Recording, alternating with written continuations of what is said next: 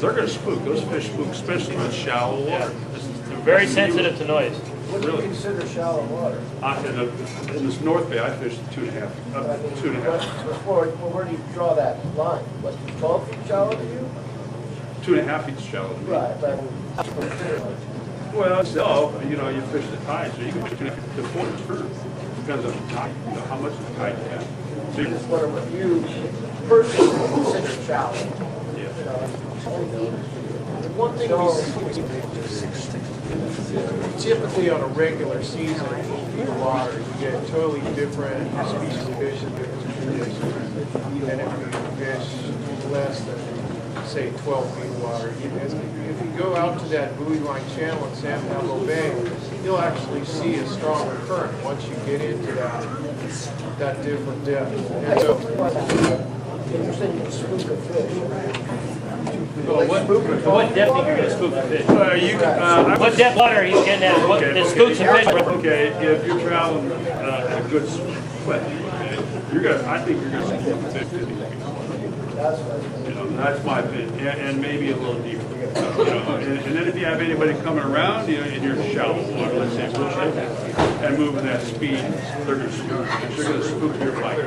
You know, you could be walking on the deck in shallow water, in a radio goal, and there's certain vibration based on fish coming to the boat.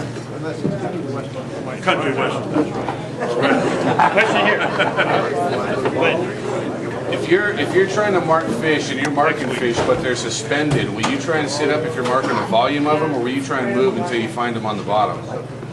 Jeremy. Yeah. Well, normally when you're seeing suspended fish, it's normally during slack tide when the tide's changing. Does he go out a lot? If I find a bunch of fish, I'll figure out which direction the tide's going and drop down below. So that when the tide does start rolling, those fish drop down to the bottom. Oh, yeah, right. Cut your rods. Like, how far would you move down? A mile, a half mile? No, a couple hundred yards. I mean, it really depends on how big the tide is, how long we're going to wait for the tide, how deep water you in, where are those fish suspended at. It's all down there. It's just,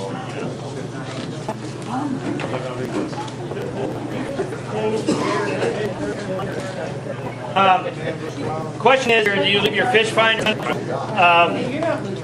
You turn it up. Again, it's going to be relative to water depth as far as how strong your tank is. I personally turn it up. A couple of reasons. 1,000-watt unit, pretty good wavelength of noise. You know, it may spook some fish. You see them going through, but you don't know how many might have turned. That might be a feeder that day. Okay, and all it does for me is I know they're going through, and I'm going to wait them out. And when I see them going through and they're not biting, it just frustrates me. So I don't want to. I just know they're going through. Fish missing it. So I turn mine off. How about Mike? You probably leave his on. No. It depends on the group. If I want to be RV, Did you get depends on the group. If the group decides they want to see him, he'll leave there's it on. another thing too. He's about Okay, hold it down. Hold it down. There are times when I'll actually anchor up and I don't see a fish or a particular batch of fish, but I know that those fish are going to show up in the area. It's like deer hunting. You may not see that deer, but you know it's going to show up. There's different spots that we pick that we know. And this isn't a thing that you do all over the place, but you look for water conditions and things like that. If you turn your fish finders up, most of the fish finders will actually show a thermocline. They'll show a difference in water temperatures and even a difference in salinity. You can actually see the layer of salt water and fresh water on your machines there. And there are some fish that are favoring that sweet fresh water. And I found other times when they're favoring a sparkly, you know, when you turn your gain up, you start to get a lot of difference, what I call it. I will say this again, people on the boat, and this is a hard one for me to know if I'm telling the truth or not. You go in shallow water, okay, you're steaming along, you're running 40 feet of water, you decide to go in shallow water, and they're seeing all these people going up 6, 8 feet for a half a mile, and then I anchor, and they go, "What the hell are you doing?" You know, well, as you're going along, these fish are, and they hear the boat coming, they scatter. You don't mark it. They're spooking and they're running. Okay, and I'll anchor, and I just know they're going to be coming through, feeding and clam that, and I'll set up for that spot. And the people got to trust you on that one because from experience, because you don't see a fish and they think you're nuts anchoring there, and they haven't seen a fish in a half mile. Occasionally you do mark one, which is cool, But I got to explain that to everybody when they're looking at my sounders. I'm traveling. I need an answer from each one of you. How long are you anchoring before you get up and you're not getting a bite? Oh, that'll vary tremendously. Okay, good question, and this is going to vary a lot. The question with all of us: how long do you anchor a spot before you actually get up and move? Start with Jeremy. We'll just go down the line. You get that? Pay attention. How long? Yeah, when caterpillar diesels, how long? You know, if there's, I leave my fish finder on all the time, because when I see fish coming through, for me, it really makes me focus on the rods. I mean, I can turn around, see fish, I know they're coming underneath, I focus more on the rod tips. So, I'll stay there if there's fish coming through. If the fish stop coming through, I'm going to pick up and I'm going to go find this fish and drop down, as long as I see fish. Mike? I mean, I've been known to pull an anchor out for 5 minutes. So, I mean, it's the conditions. You put your lines in. Sometimes your surface conditions look really great. You put your lines in, and all of a sudden, you just don't. You got to feel comfortable with the spot. And, yeah, so I'll move around. There are other days that, you know, I will just stick and stay, make it big. I agree. I mean, some days you set up and you feel good about it. If you feel good about it, you'll stay. Because confidence is everything in fishing. You have to have confidence where you're at or you'll go somewhere else. So if you don't have the confidence, if you're wavering on confidence, you'll probably move more. If you're not wavering on confidence, you'll stay where you're at and wait more. Yeah, Diana's right. I fish the tides. You know, we fished a long time. We know different areas. And you go to the spot, you know the tide's right for that spot. You know the tide's going to be right for the fish to bite. And you go through that process. You stay there, you know, and you fish as long as you can. You stay there for that tide. When the tide changes, where it gets to a different point, and you say it's not going to happen. After you went through that tide, then you go to another spot where you know it could work again for you because of the tide situation. Shallow to deep, or from deep to shallow. And if you start moving around a lot, your fishing time is gone, and you have to be really patient.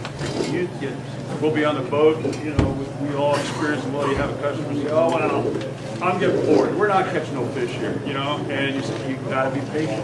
And they're getting upset, and then they're getting, you know, patient. All of a sudden, you hook into 2 to 3 fish, you know, a half hour before you're ready to go home, and they're happy. But if you would have listened to them because they're patient, it's not going to happen.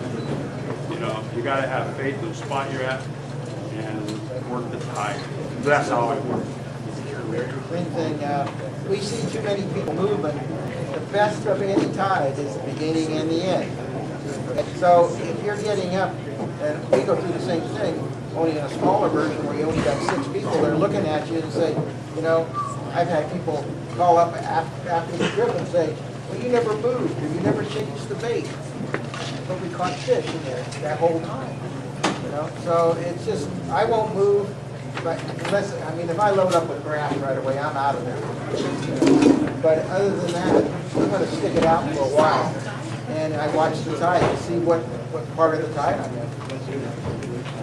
I'm a little bit of an oddball. I sit a lot. I like to put a lot of time in the water, and as much time as I can in the water. If you're moving around 5 times a day, you're going to move around an average 15 to 30 minutes every move. And then you're also, when you come in an area, of course, you're going to spook the area. It takes time to settle down, and you calculate how much time where you really don't have a chance to catch some fish. You're really cutting your fishing time in half. If I'm sitting in an area and I don't want to leave because it just, like they said, it just doesn't feel right. It's a fisherman's thing. It just doesn't feel right. I'll move, but it's rare that I move during a good part of the tide. If it doesn't feel right and I still think I have a chance, I'm going to stick it out and just stick to your guns, and then I'm going to move during slack tide and pick another spot for the next tide. You almost always move during slack tide. You're going to set up in a different position on the next tide anyway. Okay, we got time for about 2 more questions, and then we got to move on because we're running out of time. We got to get up early. There's one right there. You know, you're talking about the fish spooking. What if, when you're getting close to an area where you suspect there's fish, what if you're coming in with coolant, something that's really quiet, will that make a difference? I don't know. It's relative to the noise in the water and vibrations in the water. They're very sensitive. They got all kinds of nerve endings on their lateral line, on their face, and everything else that pick up vibrations. So if you compare your boat with a trolling motor and mine with a 6B92 Detroit, I'm going to spook more fish than you are. It just makes sense. So if we came up to an area and then shut down our regular motor, went in with the trolling motor, we might have a better chance. I would think so if it's quieter. Yeah, I would think so. I'd have to agree with that.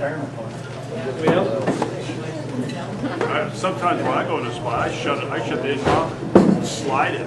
Just slide in. Just slide in, and when the boat stops, drop the anchor. Is that hard to drop an anchor when you're... No, but you got current. When you're just going so far, when the boat stops, like drift by itself, just drop the anchor down real easy and just let the current pull the boat away from the anchor.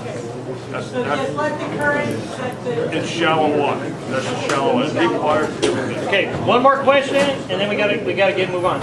Anybody? In those big currents, and what are the best symptoms for seeing their weights planing? Fast water. Well, What do you mean? So it's a lot your of weight's current, planing, and you want to if you're see, using am I on the bottom or not? It's It's moving like hell, It's so ripping, it's a and you lot don't of pick up the overload. rod, and you can't feel it hit the bottom. Hopefully, if you're using braided line, you'll feel it because it's very sensitive. Mono, it's going to be harder. The deeper you are, it's going to be harder. If you can't feel the bottom, and you put your rod down, and your rod's doing this, it's not on the bottom. Go to different weight until you can actually feel it hit the bottom and stay there, and the rod stabilizes, and it doesn't start drifting and doing this. If you hook a pyramid sinker backwards, not from the point end, it won't plane up. The disc ones, they'll kind of plane up sometimes. I generally use the pyramids, and I hook them on the fat end, so the current just kind of plows it down, and it won't plane up. Yeah, you hook it on the fat end, and it kind of helps it stick it to the ground, and it doesn't plane up from the pointed end. Okay, we got to move on because we're really running out of time. I want to thank the panel. Great job.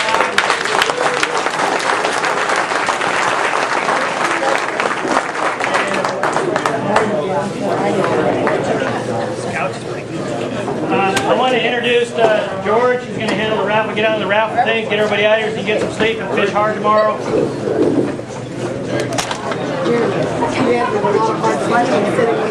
Now he's getting ready to fall asleep. You would have done it, William. No, it's only when he's fishing. Oh yeah, and drink.